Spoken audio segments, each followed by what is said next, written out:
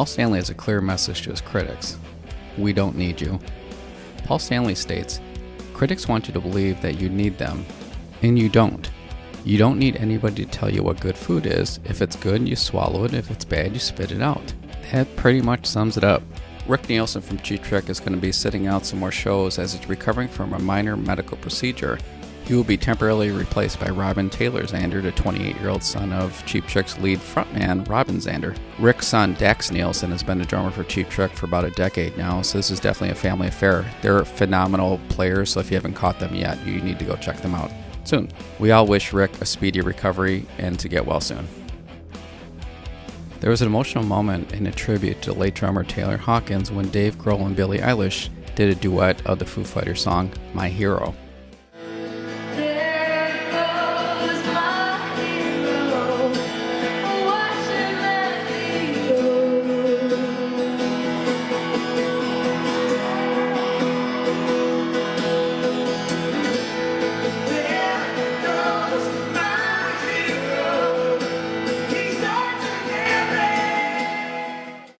Paul Simon to be honored with a tribute concert.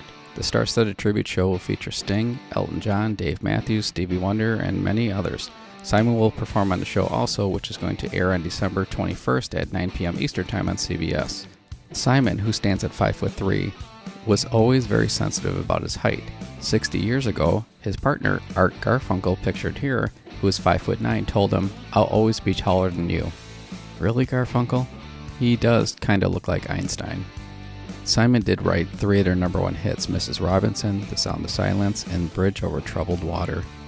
The band Eagles, who have been known to block other artists from doing covers on their songs on YouTube, have officially made their debut on YouTube, launching 8 remastered videos from their archive.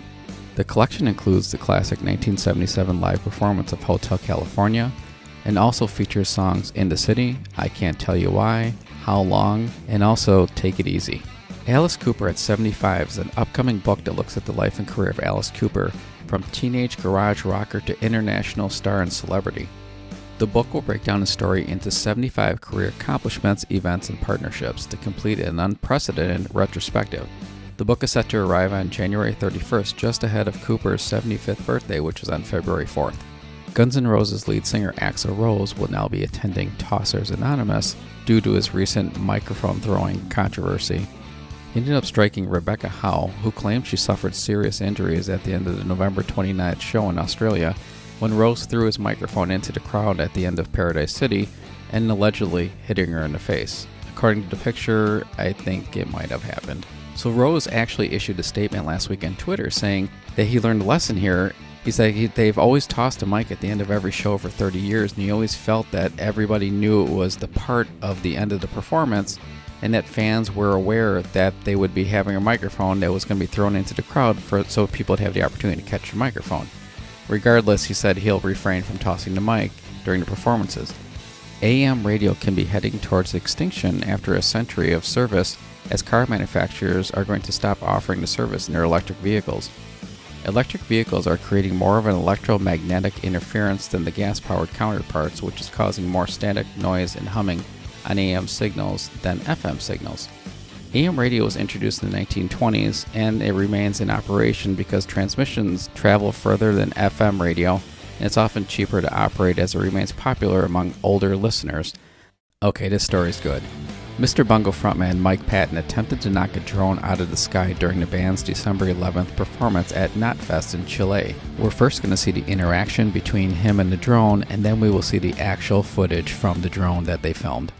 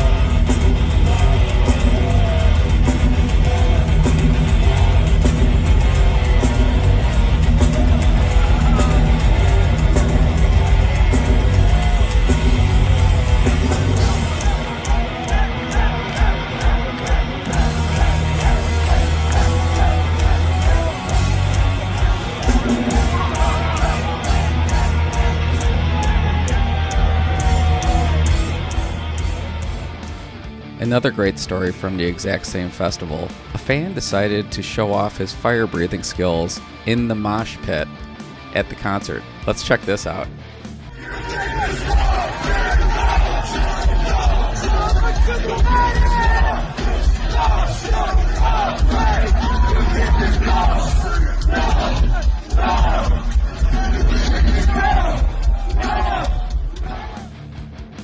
In guitar news, they finally released the 2022 Adam Jones Les Paul Custom Art Collection. There's only been 800 that were made of the first version. The first version is Veil of Bees, which was painted by Mark Ryden. These aren't your normal Epiphone guitars. These have a bound mahogany body and a maple cap. There's a 3-piece maple neck with Adam Jones custom profile with an ebony fretboard. It's also equipped with a reverse-mounted Epiphone ProBucker custom humbucker in the neck position and a Seymour Duncan distortion in the bridge. Both are wired with CTS pots and orange drop capacitors. It also comes with a chainsaw hardshell case. The Veil of Bees are going to be one of 7 distinct limited edition guitars with artwork that are going to be released. I believe there's going to be 800 of each of these. These are priced out at about $1,300, which makes them one of the most expensive Les Paul Epiphones you can buy. But you are definitely getting a lot more guitar for this price. And if you think you're going to be able to get it for a cheaper price, these are currently what the prices on Reverb are going for. Yikes.